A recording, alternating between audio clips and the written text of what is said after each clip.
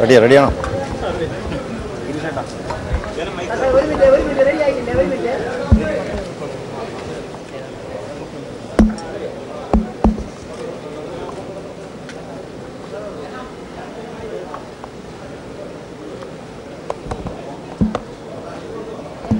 കഴിഞ്ഞ കുറേ നാളുകളോളമായി കേരളത്തിൽ ഉണ്ടായിട്ടുള്ള സംഭവവികാസങ്ങളും അനിഷ്ട സംഭവങ്ങളും വളരെയേറെ ഉത്കണ്ഠാജനകമാണ്. കേരളത്തിൽ സ്വൈരതയും സമാധാനവും ശാന്തിയും നഷ്ടപ്പെട്ടു എന്നുള്ള വളരെ വേദനിപ്പിക്കുന്ന ഒരു സാമൂഹ്യ രാഷ്ട്രീയ സാഹചര്യമാണ് ഇപ്പോൾ കേരളത്തിലുള്ളത്. ഈ സന്ദർഭത്തിൽ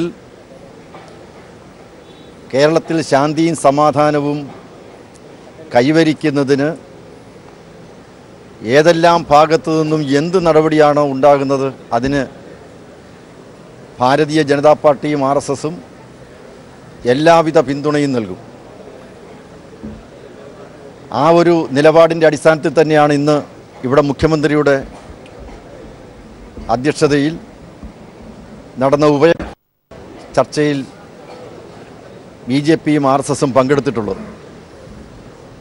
കേരളത്തിൽ സമാധാനം ഉണ്ടാവണം, സംഘടനാ പ്രവർത്തന സ്വാതന്ത്ര്യം ഉണ്ടാവണം,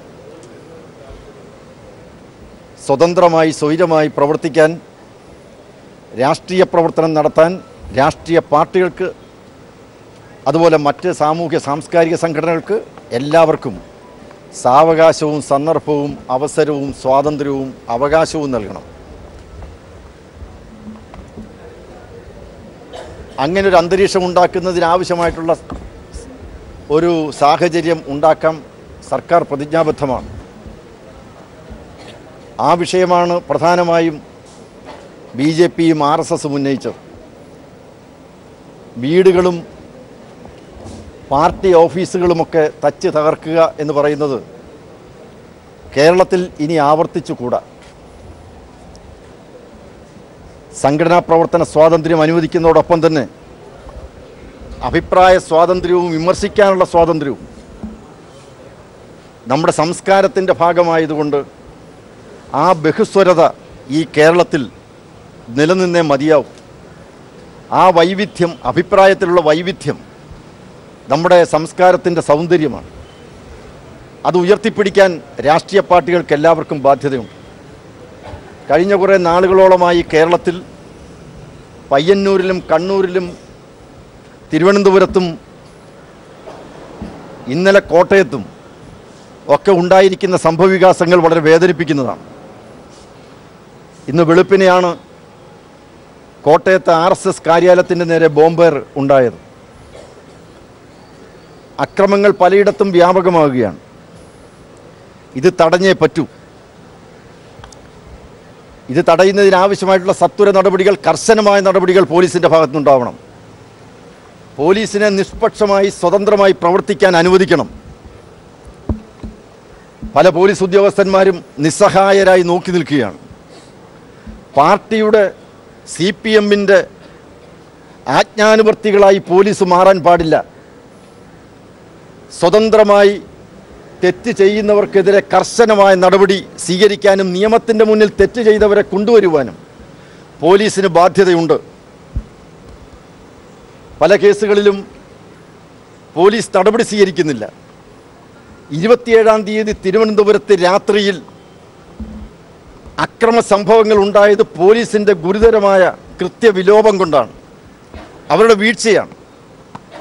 ഇവിടെ DGP മുതൽ ADGPയും അതുപോലെ ഉയർന്ന പോലീസ് ഉദ്യോഗസ്ഥന്മാർ തലസ്ഥാന നഗരിയിലുള്ളപ്പോൾ അവരുടെ മൂക്കിന് താഴെ ജനപ്രതിനിധികൾ ഉൾപ്പെടെയുള്ള നിരവധി ആളുകളുടെ വീടുകൾ തകർക്കപ്പെടുന്നു. അതുപോലെ തന്നെ പാർട്ടി ഓഫീസുകൾ തകർക്കപ്പെടുന്നു. BJPയുടെ സംസ്ഥാന ഓഫീസിൻ്റെ നേരെ രണ്ടാമത്തെ പ്രാവശ്യം അക്രമമുണ്ടാകുന്നു എന്ന് പറയുന്നത് പോലീസ് സേനയ്ക്കുണ്ടായ ഏറ്റവും വലിയ നാണക്കേടാണ്. അക്രമികൾ വരുമ്പോൾ പിന്തിരിഞ്ഞ് ഭയപ്പെട്ട് ഭയചകിതരായി പേടിച്ചോടുന്ന പോലീസിൻ്റെ ചിത്രം പോലീസ് സേനയ്ക്ക് തന്നെ അപമാനമാണ്.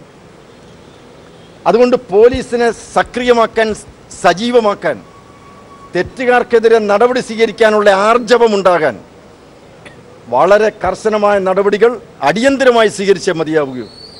സത്യസന്ധമായും സ്വതന്ത്രമായും പ്രവർത്തിക്കാനുള്ള സ്വാതന്ത്ര്യം പോലീസിന് കൊടുക്കണം.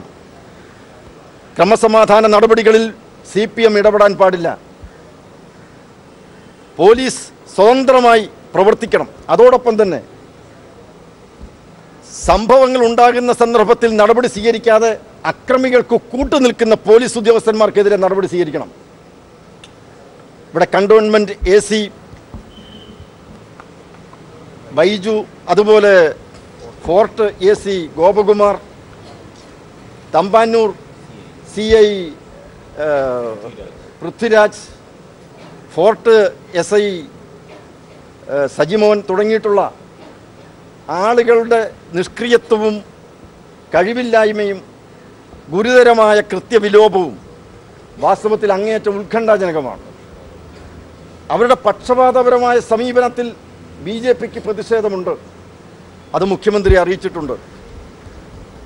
ഇതുപോലെ തന്നെയാണ് പയ്യന്നൂരിൽ ഏതാണ്ട് 20-21 വീടുകൾ ഒന്നാകെ തന്നെ തച്ച് തകർത്തപ്പോൾ കയ്യും കെട്ടി നോക്കി നിന്ന പോലീസ് ഉദ്യോഗസ്ഥന്മാർക്കെതിരെ നടപടി സ്വീകരിക്കണം. പലയിടങ്ങളിലും പോലീസുകാർ കാഴ്ചക്കാരായി മാറി നിൽക്കുകയാണ്. CPM അക്രമം നടത്തുമ്പോൾ അവർ മാറി നിന്ന് നോക്കി നിന്ന് കാഴ്ചക്കാരായി നിൽക്കാൻ പാടില്ല.